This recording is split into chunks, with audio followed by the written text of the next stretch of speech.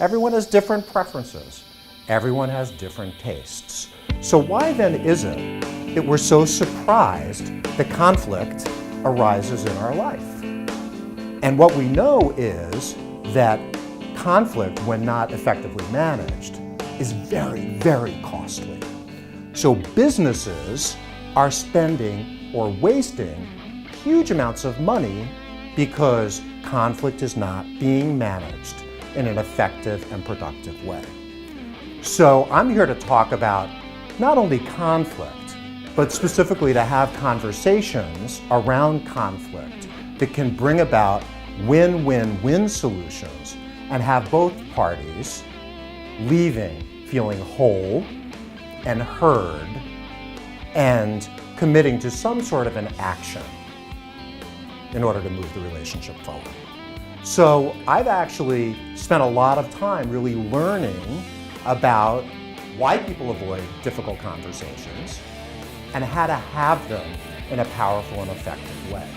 What I've done is put together my own program and actually wrote a book on the topic. Difficult Talks, How to Say What Needs to Be Said to Clients, Colleagues, and Employees. So the foundation of the book is actually a process that I take people through to gauge where they are in the process, why they feel that maybe a difficult conversation is even necessary, preparation, which I believe is key. I believe that when we're prepared to go into a conversation, we're that much more likely to achieve effective results. And then the S is speak from the heart. So that's your GPS. That's your GPS for having a difficult conversation. Foundation of all difficult conversations, you can think of it this way, it's like a three-legged stool. So it's emotional intelligence, resiliency, and responsibility. What do we know about emotional intelligence? What we know is that emotional intelligence is believed to be a better indicator of a leader's potential than even IQ. What is emotional intelligence? It's managing our own emotions, it's being aware of our emotions, and it's being aware of the emotions of the other individual. Emotionally intelligent leaders, by and large, are more successful than those leaders who lack emotional intelligence.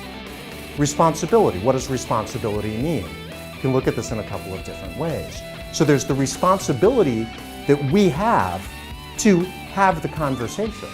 And finally, is resiliency.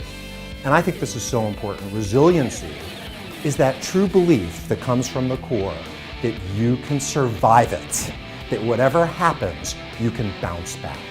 And when you've prepared, when you're showing up in an empathetic way, you know that you've done your best.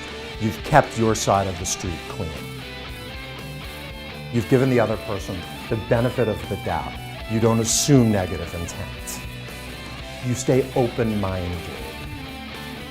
So we put aside our egos to hear what they have to say and possibly co-create a new resolution that will be a win-win-win. A win for me, a win for them, and a win for the relationship.